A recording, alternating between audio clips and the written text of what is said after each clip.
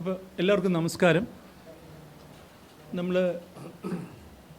നിങ്ങൾ ഇന്ന് കാണുന്നത് നിങ്ങൾക്കറിയാവുന്നതുപോലെ JSK എന്ന സിനിമയുമായി ബന്ധപ്പെട്ട് CBFC എടുത്ത ഒരു നിലപാടിനെക്കുറിച്ച് പറയാനാണ്. അവസാനമായി മാധ്യമങ്ങളെ ഫെഫ്ക കണ്ടപ്പോൾ അത് അനിശ്ചിതത്വത്തിലായിരുന്നു. അതിലൊരു നിലപാട് അറിയിക്കണമെന്ന് പറഞ്ഞ് നിർമ്മാതാവ് കോടതിയെ സമീപിച്ചു. CBFCയോട് ഒരു നിലപാട് അറിയിക്കണമെന്നാണ് ആവശ്യം. അപ്പോൾ അവർ പറഞ്ഞത് റിവൈസിങ് കമ്മിറ്റി അത് കാണും. ഇപ്പോൾ നിങ്ങൾക്കറിയാവുന്ന പോലെ അപ്പലേറ്റ് ട്രിബ്യൂണൽ ഇല്ല. റിവൈസിങ് കമ്മിറ്റി കാണും, കണ്ടതിന് ശേഷം വിവരം കോടതിയെ അറിയിക്കാം എന്നാണ് പറഞ്ഞിരിക്കുന്നത്. അപ്പോൾ ഇന്നലെ അത് റിവൈസിങ് കമ്മിറ്റിയെ ആ സിനിമ കണ്ടു.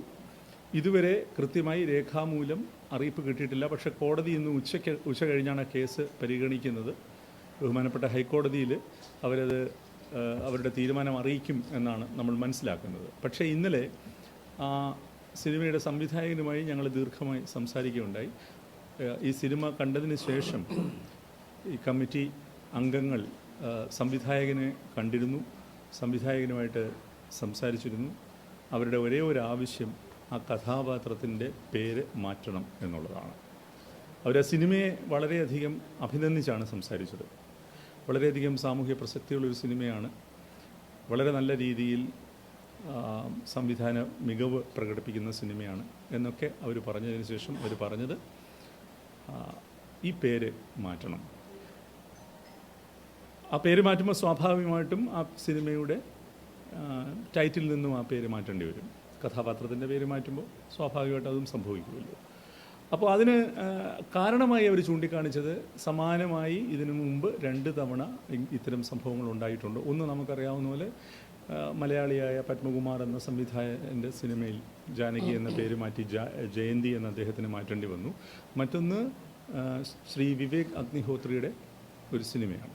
അപ്പോൾ 2ഇടത്തും അവരുടെ നിർദ്ദേശം അത് സ്വീകരിക്കപ്പെട്ടു, പേര് മാറ്റി. അപ്പോൾ അങ്ങനെ ഒരു പ്രീസിഡൻസ് ഉള്ളപ്പോൾ ഇതിന് ബുദ്ധിമുട്ടുണ്ട്. പിന്നെ അവരുടെ സംസാരത്തിൽ ഈ സംവിധായകന് തോന്നിയത് എന്തായാലും ഇത് കോടതിയിലേക്ക് പോയി കോടതി തീരുമാനിച്ചു കഴിഞ്ഞാൽ പ്രശ്നമില്ലല്ലോ. അപ്പോൾ നമ്മളായിട്ട് അങ്ങനെ ഒരു നിലപാട് എടുക്കുന്നില്ല എന്നുള്ളതാണ് അവരുടെ നിലപാടെന്നാണ് നമുക്ക് മനസ്സിലാകുന്നത്.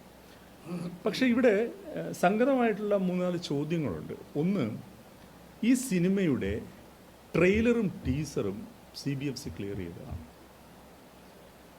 ഇതേ പേരുള്ള സിനിമയുടെ ഈ കഥാപാത്രത്തിൻ്റെ പേര് പറയുന്ന ട്രെയിലറും ടീസറും CBFC ക്ലിയർ ചെയ്യുകയും ആ ട്രെയിലറും ടീസറും കേരളത്തിലെ തിയേറ്ററുകളിൽ കഴിഞ്ഞ 1 മാസക്കാലമായി പ്രദർശിപ്പിക്കുകയും ചെയ്യുന്നുണ്ട്.